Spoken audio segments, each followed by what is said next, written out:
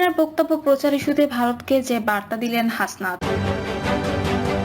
শুধু ধর্মভিত্তিক দল নয়, অন্যরাও বিবেচনায়। নির্বাচনী প্রস্তুতি, জামায়াতের বৃহত্তর জোটের চেষ্টা, দলের বাইরে থেকেও প্রার্থীর চিন্তা এবং সর্বশেষ জানাবো শেখ হাসিনাকে হত্যা চেষ্টা, ফাঁসির 9 জন সহ সব আসামি খালাস। শুনছিলেন সংবাদ শিরোনাম, এবারে বিস্তারিত। হাসিনার বক্তব্য প্রচার ইস্যুতে ভারতকে যে বার্তা দিলেন হাসনাত।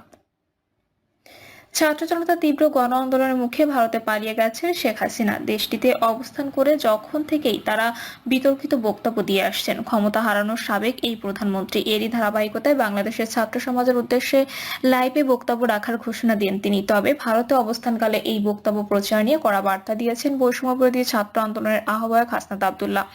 তিনি তার ফেসবুক স্ট্যাটাসে লিখেছেন, শেখ হাসিনার বক্তব্য প্রচারের সুযোগকে বাংলাদেশের ফ্যাসিবাদ বিরোধী জনগণের বিরুদ্ধে ভারতের যুদ্ধ হিসেবে দেখি।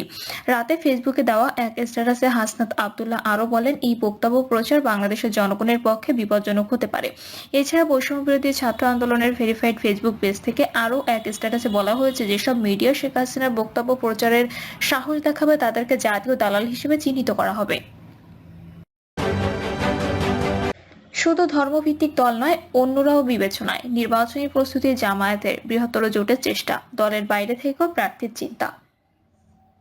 পরবর্তীত রাজনৈতিক পরিস্থিতিতে বিএনপি নির্বাচনী প্রতিদ্বন্দ্বী হওয়ার চেষ্টায় থাকা জামায়াত ইসলামের ভোটের প্রস্তুতি নিচ্ছে। শুধু ধর্মভিত্তিক দল নয়, আওয়ামী লীগ বিরোধী অন্যান্য দল নিয়ে বৃহত্তর জোট গঠনের চেষ্টা চালাচ্ছে তারা। সংসদ নির্বাচন এবং স্থানীয় সরকারের জন্য প্রার্থী ঠিক করা হয়েছে। সংস্কারের জোর দিল এবছরই নির্বাচন চায় দলটি।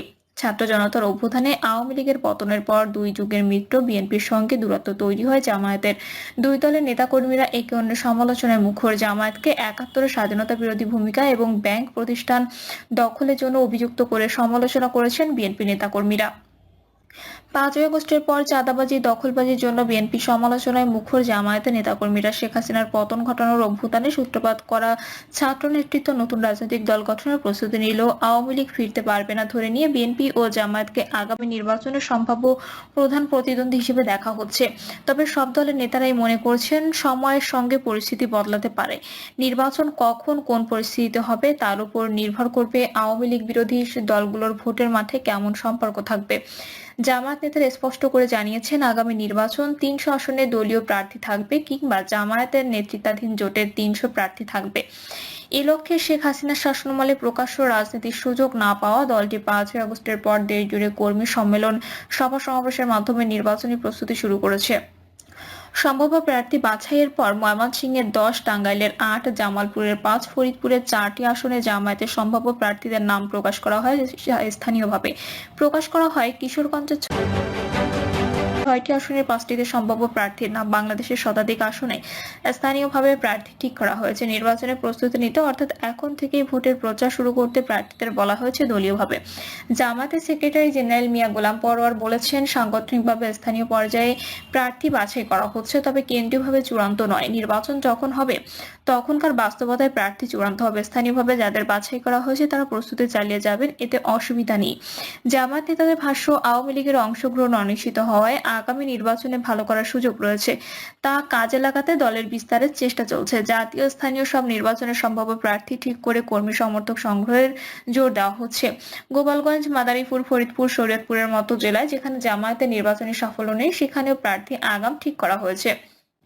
জামায়াত দলীয় রুকন না হলে নির্বাচনী প্রার্থী করে না। দলের বিস্তার এবং আগামী সংসদে এমপি বাড়াতে এ নিয়ম এবার বদলাতে পারে।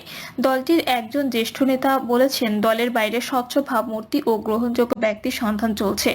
আগ্রহী হলে বাইরে থেকেও প্রার্থী দেওয়া হবে। ডিসেম্বরের সাক্ষাৎকারে জামায়াতের আমির ডক্টর শফিকুর রহমান জানিয়েছেন, এমন ভাবনা রয়েছে। বৃহত্তর জোটের চেষ্টা, সাংগঠনিক শক্তি ও বিস্তৃতিতে এগিয়ে থাকা বিএনপির সঙ্গে পাল্লা দিতে জোট করার চেষ্টা চালাচ্ছে জামায়াত। গত ২১শে জানুয়ারির বরিশালে চরমনাইয়ে গিয়ে ইসলামী আন্দোলন আমির সৈয়দ মোহাম্মদ রেজাউল করিমের সঙ্গে দেখা করেন জামায়াত আমির।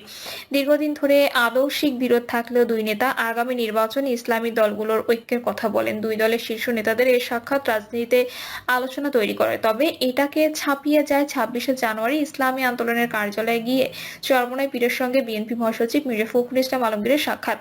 তাদের যৌথ স্বাক্ষরে বিএনপি ও ইসলামী আন্দোলন ন্যূনতম সংস্কারের পর দ্রুত নির্বাচন নির্বাচন সহ 10 দফা ঘোষণা করে।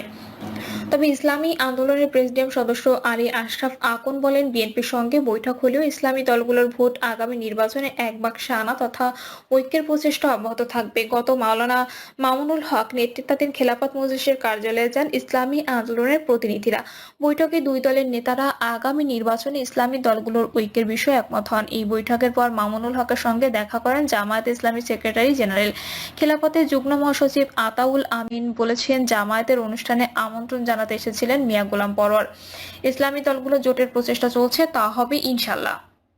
কওমি মাদ্রাসা ঘরানার 6টি নিবন্ধিত দলের 2টি ইসলামী ঐক্যজোট এবং খেলাফত আন্দোলন আওয়ামী লীগের ঘনিষ্ঠ ছিল। এই দুটিকে বাদ দিয়ে ইসলামী আন্দোলন, বাংলাদেশ খেলাফত, জমিয়তে উলামায়ে ইসলাম, খেলাফত মজলিস জোট করতে চেয়েছিল এখনো নিবন্ধন ফিরে না পাওয়া জামায়াতকে নিয়ে। জামায়াতের সঙ্গে এক দফা বৈঠক করা খেলাফত মজলিস গত মাসে বিএনপির সঙ্গে বৈঠক করে দ্রুত নির্বাচন সহ 7 দফা ঐকমত্য জানিয়েছে।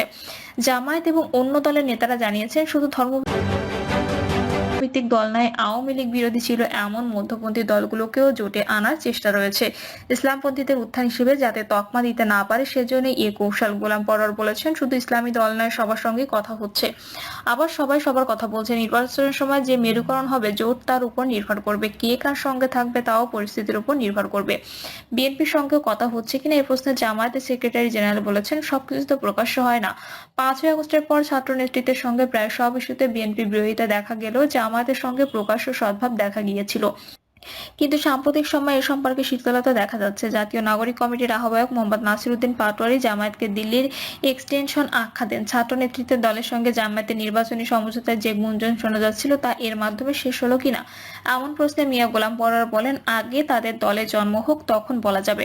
জামায়াত যখন নির্বাচন চায়, জামায়াত আমি সংস্কারের জন্য সরকারকে যৌক্তিক সময় দেওয়ার কথা বলেছেন। গত আগস্ট থেকেই নির্বাচন নিয়ে তাড়াহুড়ো না করার কথা বলেছেন একাধিকবার। এর প্রতিক্রিয়া দেখিয়েছেন বিএনপি নেতারা।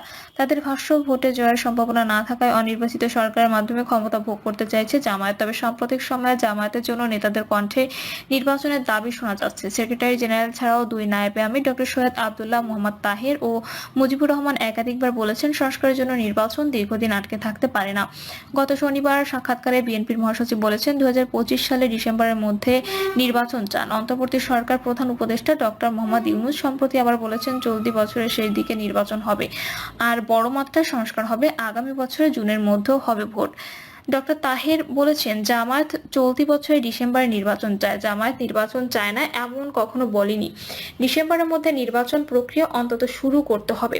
জানুয়ারি বা ফেব্রুয়ারি ভোট হোক, ক্ষতি নেই, কিন্তু নির্বাচন প্রক্রিয়া এবছরে শুরু করা উচিত। এর আগে সংস্কারের কাজ শেষ করা সম্ভব।